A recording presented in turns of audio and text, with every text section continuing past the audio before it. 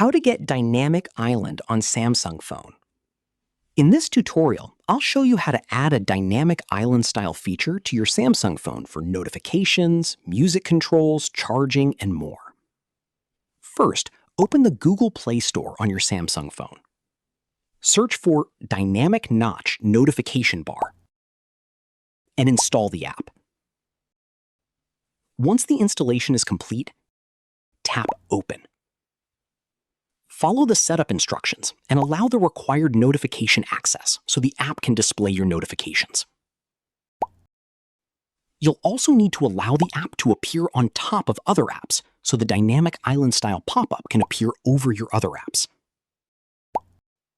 Now, customize it according to your preferences. That's it. You've successfully learned how to get a Dynamic Island style feature on your Samsung phone.